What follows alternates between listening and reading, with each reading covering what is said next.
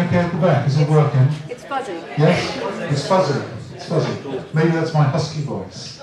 Welcome to Bayard, welcome to Parkside. There are many people I recognise, some people I don't recognise.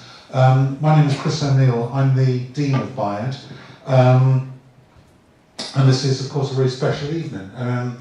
When people are welcomed into the Professoriate, I mean, there are a large number of tests, a large number of hoops that they have to jump through in order to A, qualify and then B, be recognised. And the final hoop is the public declaration of what it is that that person is committed to, believes in, has developed, has contributed, and needs to push, support, and inflict.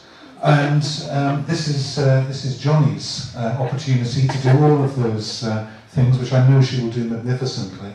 And I think it's probably worth mentioning, as part and parcel of my introduction and welcome to you all, that this building, our investment in Johnny and so on, is testament to the university's commitment to pushing and developing applied knowledge and applied learning. The university is investing massively in people and in physical resource. So, you're here at the first professorial introduction in this quite magnificent building, this £62 million building. I can't stop saying it. I also can't stop saying it's the most expensive investment in art and design anywhere in the world, and that includes the mere £55 million that Central St Martin's, which is a place near a train station in London, invested recently. What a mistake that was.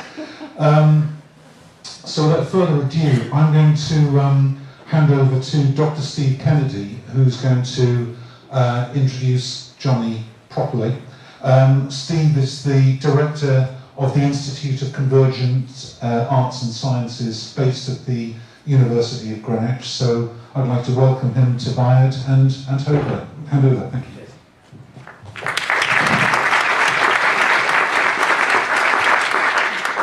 Okay, let me start. How do I introduce Johnny? This is quite a task. First of all, I want to thank Johnny for asking me to do this. It really is an honour. I've known and worked with Johnny for a number of years now, and I think I've got to know her personally and professionally. Johnny, I have a few notes that I'll try and make reference to, but mostly I'll just keep this very brief and try and set this up nicely for you. Johnny is an author, an artist, a theatre director, but mostly she's a philosopher. I think that's the key. She's a philosopher, and essentially a philosopher of creative practice is the way I've always seen and thought about Johnny's work. Johnny's a brave philosopher, and a philosopher whose work operates in a time period when philosophy is not always universally received. So I think it's very important that we keep that in context. On another level, Johnny is a collaborator. Usually, on evenings like this, I would be standing behind some kind of musical device, creating some kind of soundscape for Johnny's words. She often refers to me as a DJ and a philosopher. I'm sure she's been sort of too kind there sometimes. In the past, we've collaborated both in the UK and internationally, doing a whole range of events that have kind of seen our work collide, where Johnny's philosophy operates usually in a darkened atmosphere, and I think we'll be taking the lights down shortly. In a darkened atmosphere with a soundscape to kind of create and to bring to life this sense of a kind of acoustic immersion. And I think that's one of the key aspects of Johnny's work, this idea of an acoustic immersion that challenges traditional ideas of visual representational spaces. And that's where the two of us kind of have traditionally come together. The work that Johnny is presenting tonight, I think, is a continuation of a lifetime's work. And I've made a few attempts to try and give my interpretation of what it is that Johnny does. Johnny's work is notoriously, in my opinion, rich, complex, and chaotic.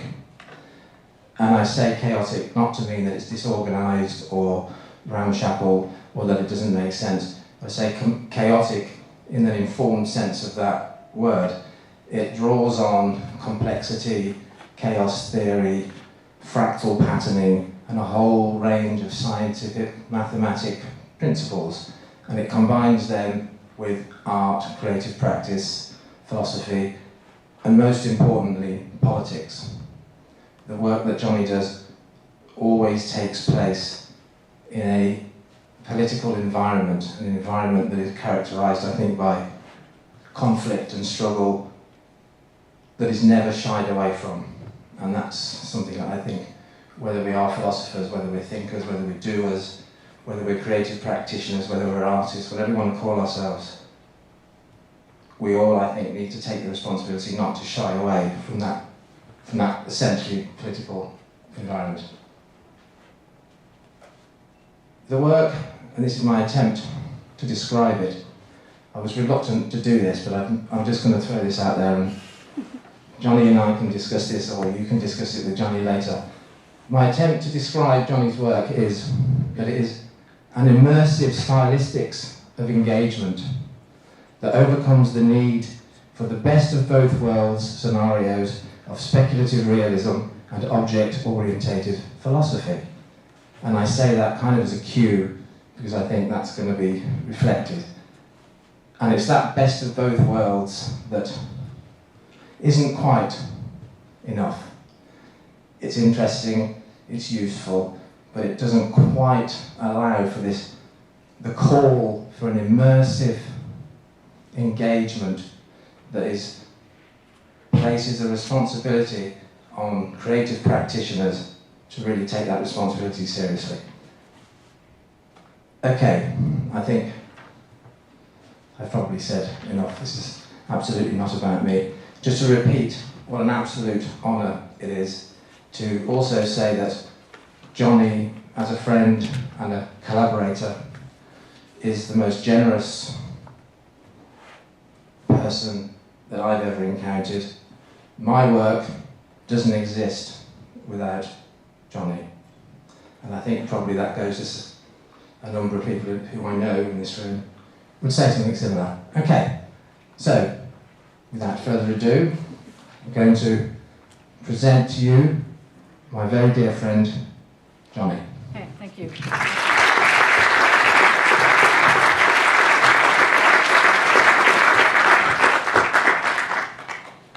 Okay, wow. Thank you, Steve. That was very kind. Your payment will come later. Thank you. What I wanted to do today, if at all possible, is to, just a second, it's a little bit of a track back here, is to give you a sense of how the convergences of poetics and struggle and my irritation with certain strands that are happening now with philosophy that Steve alluded to, object-oriented philosophy, or what has now been called, it's a very big movement in the art field, and I have issues with it because I think it's got problems. And I wanted to do this in the context of rethinking identity, representation, sexuality, the usual list of subjects. When I started researching for this honor to be speaking with you today, I realized that I didn't really know enough about maybe something called feminism and something called queer theory and all these different things, which I've learned a lot from my colleagues, particularly Henry Rogers. So before I get into this, you'll see in a minute how this works, or I hope you'll see in a minute how it works. I first want to thank Chris O'Neill, first of all, the dean. He's been wonderful bringing me here and this building, and in fact the entire experience for me has been dynamic and wonderful. I want to thank John Butler, head of School of Art, who's also been incredible in terms of his vision of what he thinks art should be doing and how it can be done, and is tireless in getting that through. And Henry Rogers, who I've been working with in the nutty world of his and my research, and we bounce off each other, and I really appreciate that. I'd also like to thank all my colleagues at the School of Art who have come here. And most of all, I would like to thank my students, many of whom are here. And you know, we don't work in a vacuum, and I have to say that my students have they keep you honest. You know, they keep you on your toes, and it's to them that I dedicate this this professorial lecture. Okay, I called it Ecce Homo, Ecce Homo sexual, Ecce Homo sexual, Eros and Ontology in the age of incompleteness and entanglement. Now, as many of you may know, those are very loaded words. Eros, ontology, incompleteness is referring to certain mathematical models, and entanglement has to deal with physics, quantum physics, and some questions around entanglement, which I will just throw out just so you know there's a lot of things going on. So, I don't know why these lights haven't gone down, but anyway, pretend it's dark. Shut your eyes. Okay. I want to start with a quote from Patti Smith, someone who was very influential in my world. It was as if someone had spread butter on all the fine points of the stars, because when he looked up, they started to slip. Birdland. 5 conditions I want to talk about tonight. Condition 1, used, a little bit dirty. Nietzsche's iconic Ecce Homo makes for a rather different read than one associated with its original author, Pontius Pilate. As is well known, Pilate, in distancing himself from the question as to whether Jesus of Nazareth was, quote, just a man, or instead, the Son of God, and therewith God himself, was said to have pointed to the battered Jesus and washing his hands of the consequences, adjudicated, behold, the man. The rest, they say, is history. Jesus was summarily and brutally nailed to a cross on charges of blasphemy and treason, and an entire religious practice was, for better or for worse, carved into life. It would also be fair to say that Nietzsche, deeply uninterested in that particular twist on the God versus man debate, not to mention religion itself, nevertheless inhabited that expression, took it as the title of his major last work, an autobiographical work no less, every bit aware of the raw emotion and excess baggage its peel back to the Jesus-Pilate incident brought to the table. There are substantial, wildly conflicting, and hugely entertaining interpretations recounting the why of this move, and though most of them are extremely poignant, none of them will be addressed tonight. However, a small clarification must be drawn in at this point. In the translation by R.J. Hollindale of Nietzsche's Ecce Homo, a subtitle is added to the work so that it now reads Ecce Homo, or How It Is One Becomes What One Is. How it is one becomes what one is. Importantly, rather than the infamous rendering Ecce Homo, this is man and not God, foregrounding the debate, the reverse becomes at stake. A long shadow, perhaps a hue, a tonality, a timbre, as the better descriptors, is cast over Nietzsche's proceedings so that the excess baggage tucked into this restaging of that pronouncement, come judgment, come consequence, is never far behind, never detached, never completely obliterated from the problem at hand. But neither is that excess baggage the directory and the secret object of his argument, autobiography. With Nietzsche/Hollindale's recontextualization, Ecce Homo moves closer to the Greek version, where the emphasis is on the conditions to which this entity man are called to account.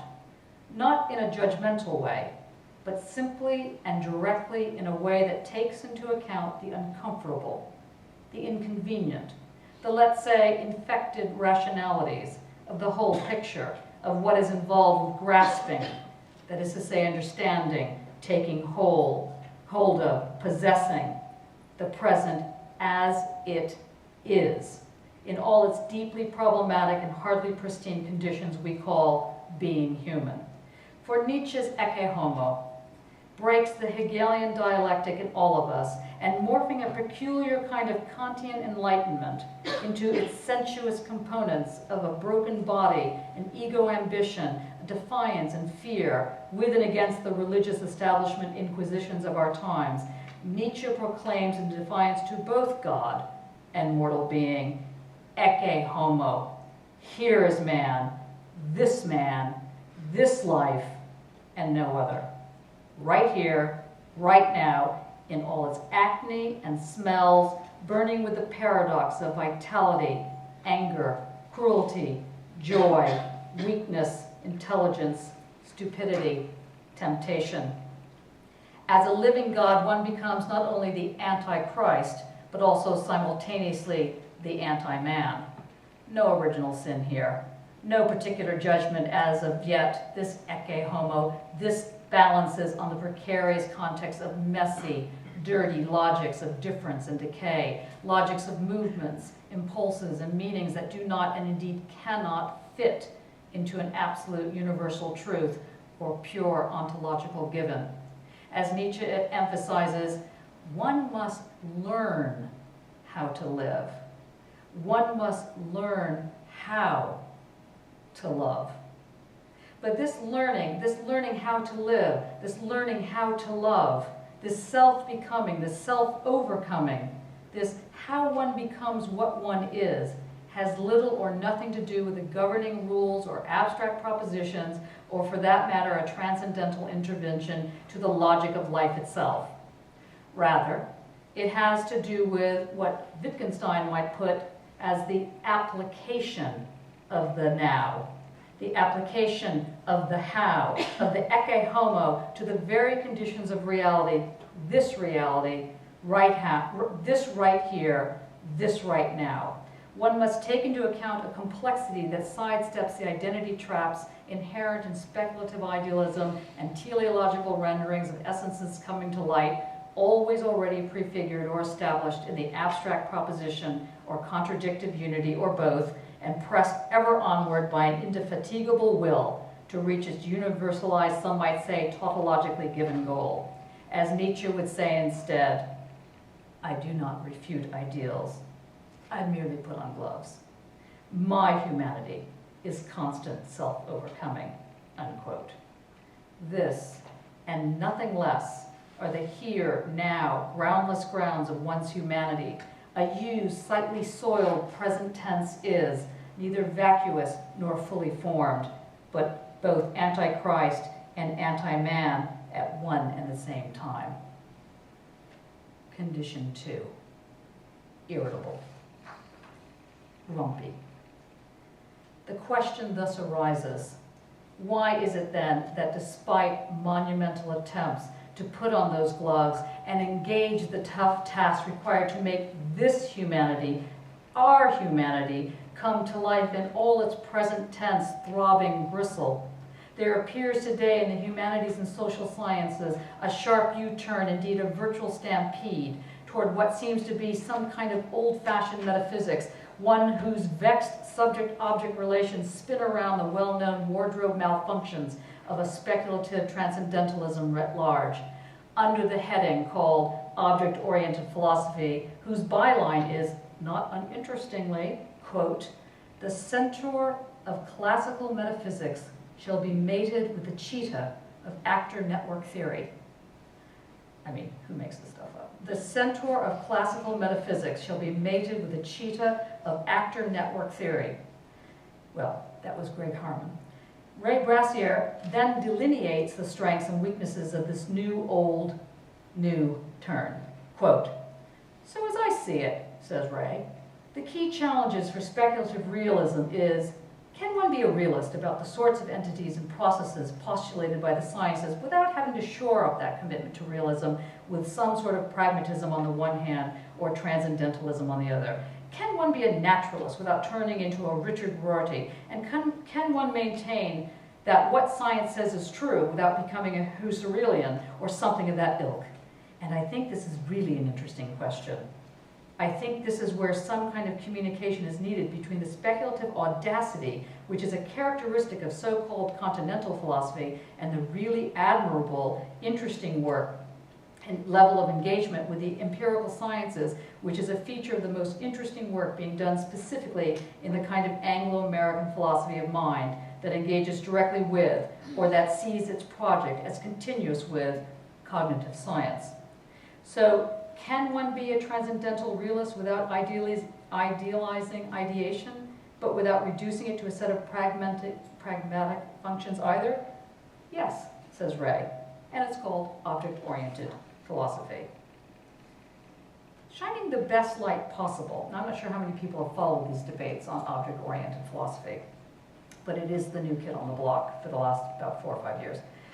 Shining the best light possible, one must assume that much of this collective amnesia around metaphysics and speculation is due, at least in part, to an attempt, a sorely needed attempt, I will say, at reestablishing both theoretically and practically the role of social agency and ethics, identity and the political, art and invention, community and democracy, sexuality, the senses, rationality, and reasons. The list could go on, really. Against the backdrop of an increasingly violent, corrupt, and globally solidifying upper-class realignment fostered, it would appear, by macro-corporatism, bank-feeding frenzies, civil wars, and the rise of fundamentalist populations. But when ethics, not to mention social agency in the aforementioned list, are analytically hammered out by a reliance on methodologies, ontologies, or epistemologies that require some relationship to a transcendental God, a transcendental logic, a few Trojan horses come into the picture, unannounced and disregarded to our peril. These include the quiet reliance, despite critical attempts otherwise, on a cognitive dynamic to the question of temporality, change, history, or all three. Equally problematic, but for different reasons, is the less quiet reliance on a conception of the present tense now time as not time, no time, negative, uninhabitable, abyssal time, objective time. I mean abjective, not objective. Abjective time, and with it the impossibility of either getting there or having gotten there, being forever dissatisfied with one's lost or found object of desire. Vintage Zizek. As much as one might wish it otherwise, the Oedipal Olympics and the repressive hypotheses on which this latter type of abyssal logic depends, shot through the usual castration complexes, penis envies, dominations of logos, and interminable issues with the lack, simply cannot address the sexual, the sensuous, does not fit in pluralities of our Ecce Homo, especially in light of the strange materialities, curved temporalities, and sliced dimensions expressed in and through and by the digital world. On the other hand, uninvited collateral damage emanating from these quieter, otherwise transcendental Trojan horses can quite possibly be written off, as is so often the case, when linked with traditional universalized concepts of power. That is to say, when the horizon of struggle is staged as if always already a totalized field, divided into leaders and led, us versus them.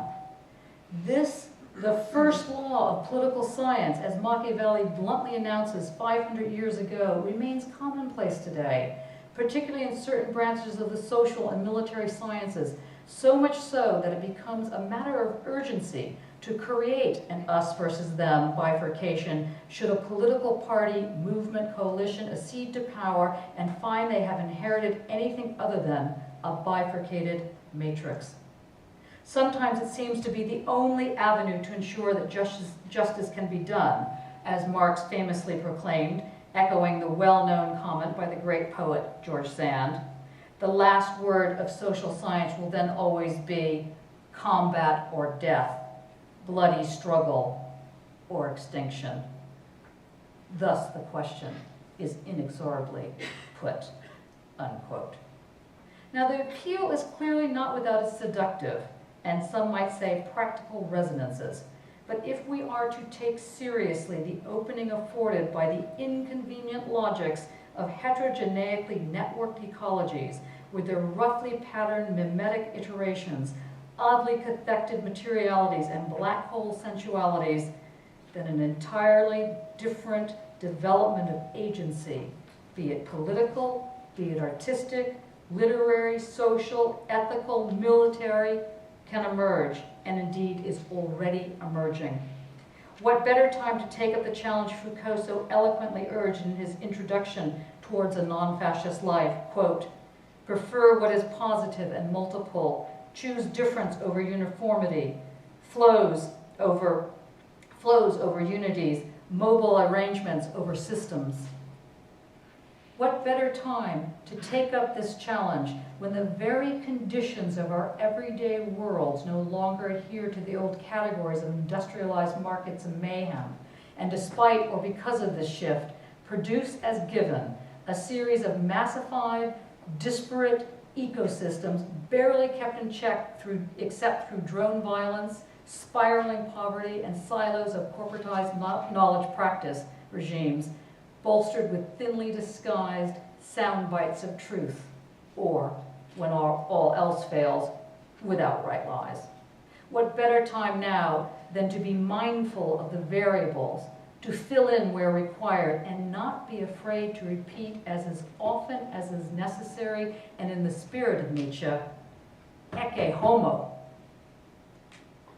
Condition 3, the onto-sensate logical.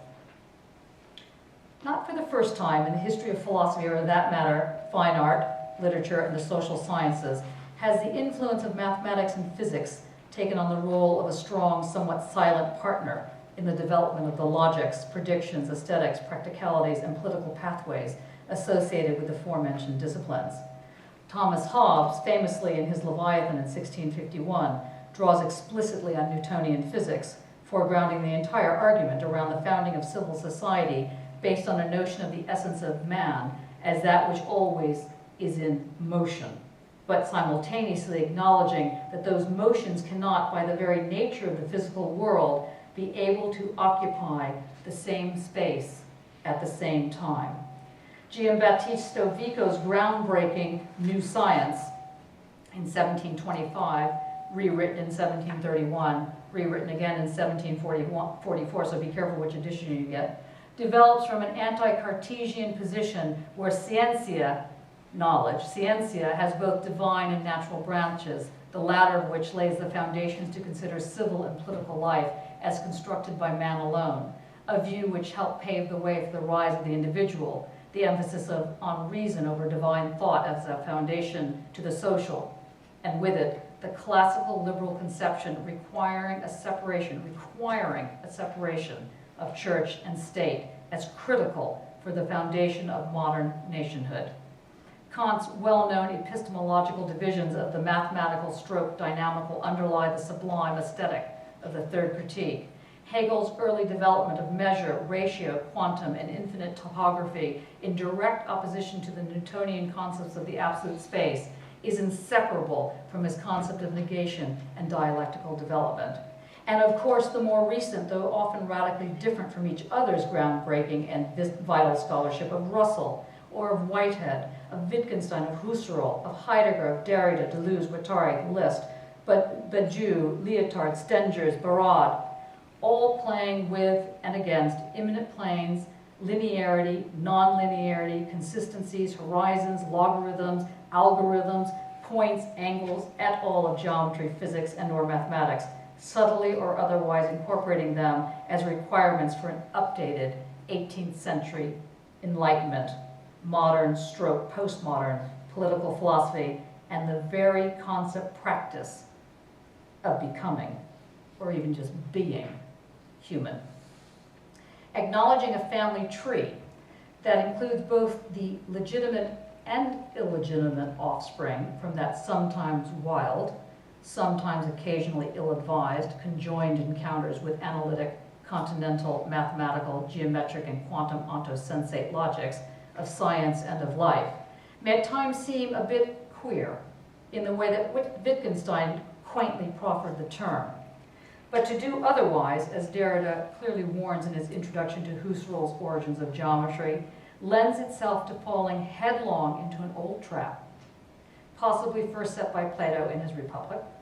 That is, the misguided removal of any trace of scientific method from the arts, or conversely, the inability to infuse scientific inquiry with the blood poetic sensate of this mercurial process called art.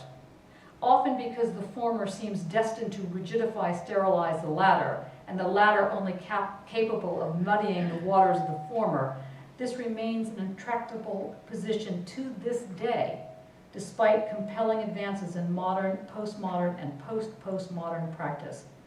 Derrida targets the problem this way. Quote, "Did not Plato describe this situation?" he asked. "Was not the eternity of essences for him perhaps only another name for non-empirical historicity? Geometry and the studies," he's quoting Plato now, "geometry and the studies, sciences, that accompany it are exiled from their fundamental intuitions. They are incapable of vision," says Plato of the sciences, "and riveted to the hypotheses held as their principles. Confusing symbol with truth, they seem to us to dream." This is taken from the Republic, but it could stand as well today. "The return inquiry is therefore urgent. Through us and for us, it will reawaken a science that understands its primordial sense. That is, a science that we know in its final sense as art." A reminder then, to all those who may need reminding, if we are to take seriously Ecce Homo as a way to entrench the complex objectivity and color of life itself onto the being becoming human, one must be prepared to accept at the very minimum the necessary and intimate infusion of the analytic with the poetic, the sensual with the scientific. But on the other hand, it also means that one cannot escape a particularly inconvenient truth, that the modern postmodern onto-sensate logic cocktail currently on offer brings with it a few Trojan horses of its own.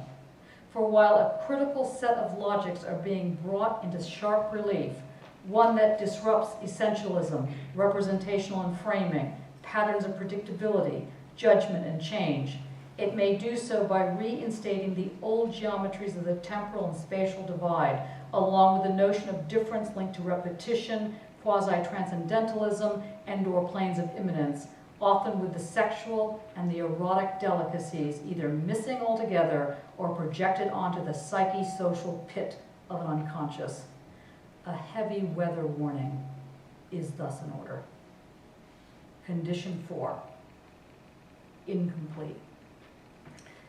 The searing, entangled, and untimely landscapes of a Paris, just awakening to a certain kind of urbanization with its store-fronted passageways, abandoned lovers, luxurious goods, greasy back streets, delectable flaneurs, and murderous poverties were famously stitched together in the Arcades project, the last set of works by Walter Benjamin before his untimely suicide in 1940 whilst fleeing the Nazis.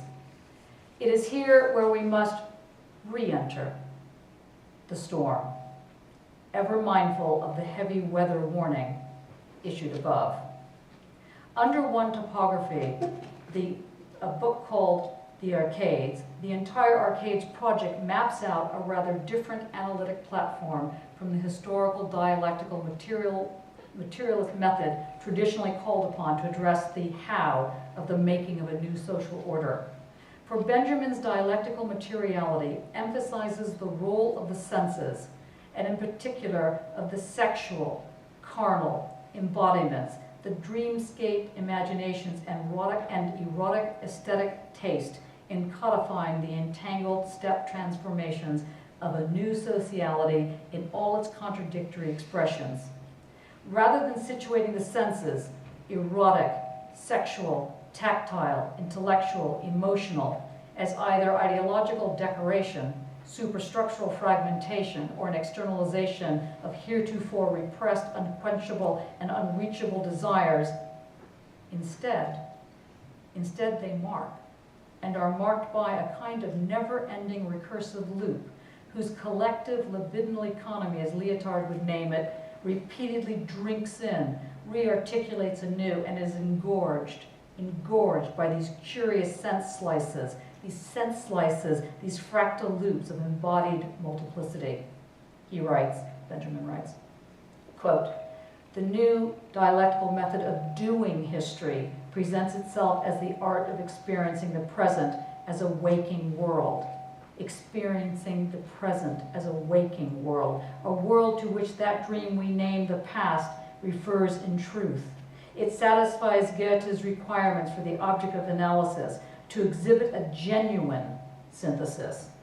It is the primal phenomena of history." To write history, he continues, means giving dates their physical structure, their physiognomy. This embodiment of history, this doing history, and giving dates to its multiply fragmented physiognomy, breaks the notion of a continuous unfolding, universalized conception of historical materialism, and instead offers a way to begin to articulate the informing of a culturally networked materiality through the telescoping peephole lens of the glass-housed passageways. Benjamin painstakingly recognizes, records, and recycles the immense, complex, curved time multiplicities and sliced cultural intensities of this burgeoning urban landscape, one whose severally induced nuclei gather their own logics of embodiment via those very arcades, to which Birmingham has quite a few. These somewhat ragged, ill-fitting experiences are now not only taken into account as that which constitutes, reconstitutes, and by their application makes heterogeneic the spatial temporalities of the real, it also delineates a mood that rethinks the very materiality of the social as a radically incomplete surface of shifting entanglements, where sensory experience, that which constitutes the is, no longer falls outside epistemological or methodological concerns. Indeed, they are the concern. They structure, create, reinvigorate the very politics of that concern. Erupting at one and the same time in one and the same space, Benjamin's Passenweg thus exposes the complexity of contemporary urban life, rubbing up as it did against the rise of fascism and fascisms, the encoding of city secrets, of great fashion houses, of atonal compositions and improv jazz, of erotic curiosities, concentration camp resolutions, hopelessness, economic corporatism, wireless communication networks, erratic markets, sexual, religious, ethnic, and racial torture. The impact of photography and cinema on art, all paragraphed amongst Marx's assessment of power vacuums and resistance, all mired in new forms of technological reproducibility and uncommon materialisms, roughly situated amongst dialectical and non-dialectical methodologies, all with discrete resonances, all playing with and against the storm Benjamin called progress. One could say that the Arcades project remains one of the early platforms that not only was not afraid to take seriously the sensual, erotic, sexual senses as something other than the uninvited guest to any serious analytic endeavor, but it also offered an early direction as to how one could rethink materiality itself, so that the rough edges of life, in all their contradictions, dream state antagonism, systematic sexual and rhizomatic expressions could be taken into account, and in doing so, be held to account. Not only taken into account, but be held to account. This holding to account, this introduction of and grounding for ethical political agency emerges via relocating of the how we become what we are. At the very surface of the real, and with it the representing of the real as itself a surface, with no depth, no width, no border, no inside, no outside, but packing a punch nevertheless. In an attempt to enable the dialectical method to capture this application, this fragmented materiality, Benjamin draws upon the dream state, and he writes, quote, We teach that in the stratification of the dream, reality never simply is, but rather that it strikes the dreamer. And I treat the arcades precisely as though, at bottom, they were something that has happened to me, unquote. Perhaps one could say further then, that this new move initiated by Benjamin employs a particular kind of grammar, a kind of pluperfect subjunctive libidinal band grammar. Not sure how many people are familiar now with the pluperfect and subjunctive, but it's very important. We've been having discussions about this in our PhD classes. A kind of pluperfect subjunctive libidinal band grammar, one that is capable of insinuating into the ethical, political, aesthetic, urban, the broken landscapes of the past, alongside the excess baggage of the present, shot through with the nostalgia of a future conditional, were it to have been, unquote. It was a move that initiated a way to conceptualize the how one becomes what one is in a world just entering the networked age, and doing so without losing sight of the social, the racial, the ethnic, the literary, the economic, and the erotic in all their minutiae. It was a move that seemed to lead to an immersive philosophy, one that placed emphasis on the necessity of inhabiting the groundless ground surfaces of life itself. It was a move where surface no longer could be understood as a fractional piece or atomistic element of the social whole.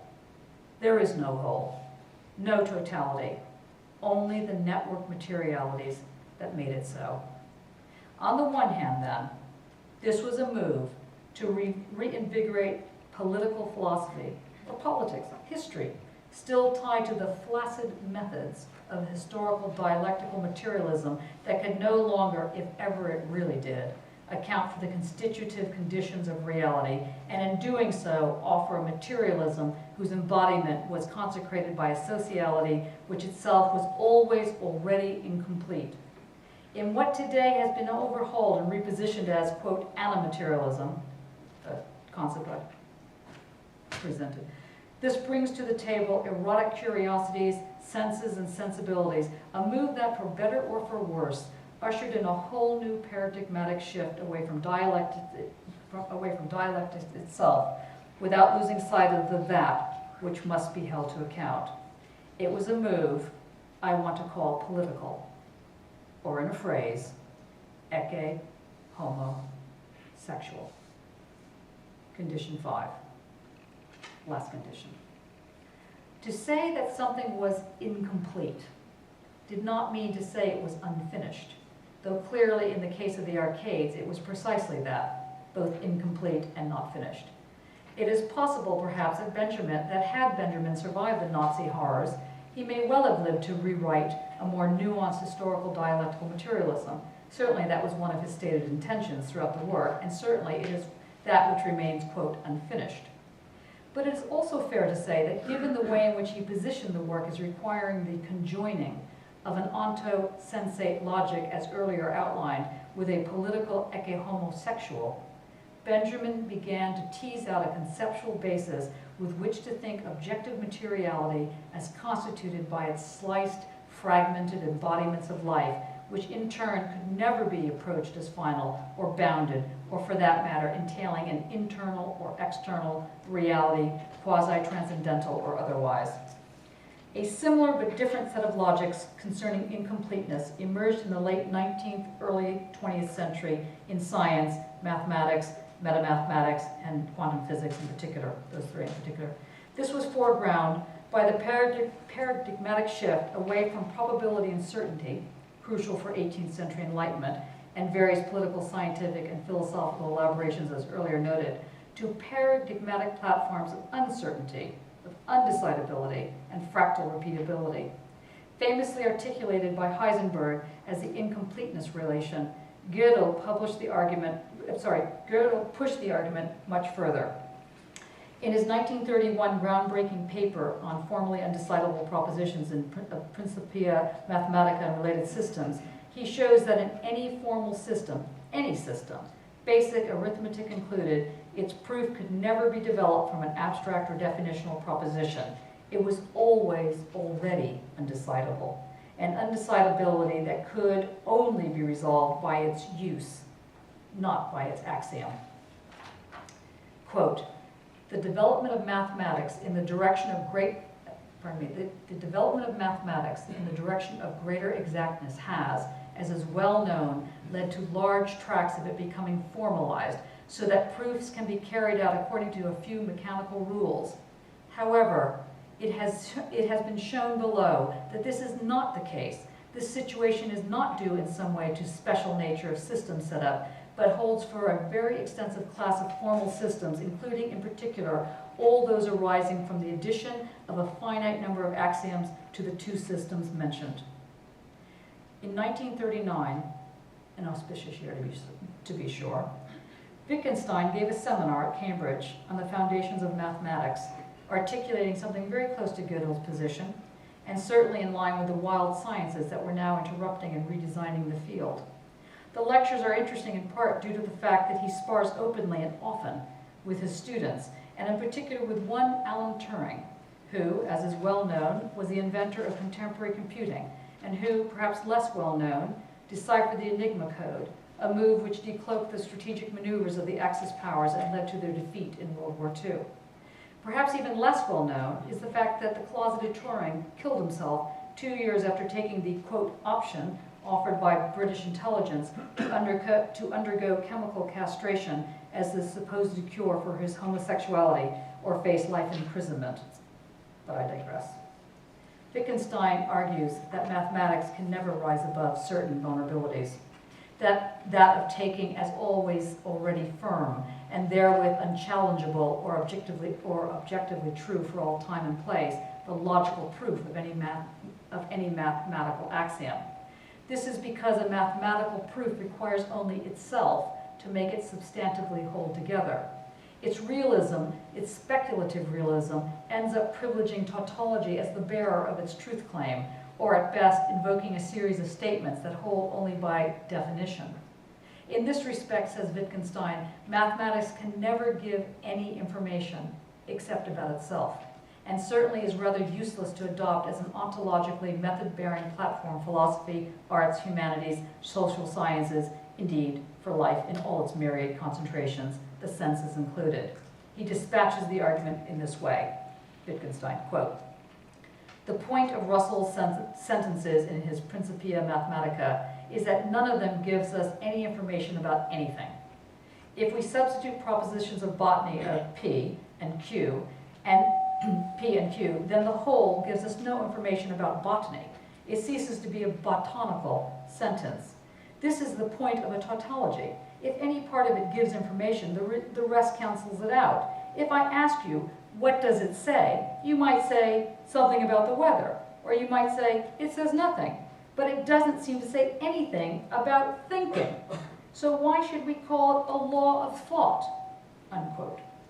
For Wittgenstein, the true function of any given proposition could only stand firm, could only act as a law of thought when its proof is rooted in its use. When its proof is rooted in its use. In this sense, standing firm neither sidesteps the undecidability incompleteness of formal structures, nor dispenses with, in formalizing those expressions, the sensate experiences of life. Nor does it have an infinite capacity to expand. No natural realism here. Instead, it is nothing less than the combination of its incompleteness or undecidability in the way established by Gödel rather than Derrida, which becomes logically meaningful, that is to say real, precisely and only by its application. The logic expressing this materiality itself must itself be held to account, and therewith, argues Wittgenstein, responsible to the whole apparatus, alpha zero, in all its myriad variations, roughnesses, colors, noises, dimensionalities, and decays. Not surprisingly for Wittgenstein, this is precisely the job of physics. Quote, the statement, quote, to mathematical propositions there corresponds a reality, he's criticizing Russell here, the statement to the mathematical propositions there corresponds a reality, but he could equally be criticizing Badiou and a whole raft of people today. If you take in the sense of the some mathematical propositions reaffirm, then it is harmless. but meaningless. That is, you can't just say anything in mathematics because there's the reality. This comes from saying that the proposition of physics are responsible to the apparatus. You can't just say any damn thing. If you want the right image for alpha 0, you mustn't form it from mathematics. If you say, how terrific, if your head reels, you can be sure it is the wrong image. It is not terrific at all. Unquote. And yet it was, and remains today, all a bit queer, this object-oriented imaging of the alpha 0. For its grounding, its firmness, its relying as it does on both the heterogeneic necessity of radical incompleteness and its applications or use, also ushers in a whole additional set of horses, Trojan horses, not quite as Trojan as the ones before, but worth worrying about nevertheless. For despite or because of this radical undecidability and its use, it simultaneously establishes a finite set of skin, bones, blood, and guts to the what is and the that which lays to hand. A heterogeneic, one might say, A-radical, sensuous, groundless ground, finiteness, whose dimensionality can never exceed the fragmented, incomplete embodiments which constitute what it is. That is complex enough. But, and here's the rub, it does so by invoking non-localized entanglements as the expression of its presence, a move that requires a dive headlong into the quantum physical paradox of multiversal sameness at one and the same curved time. Welcome to queer theory in the 21st century. Thank you.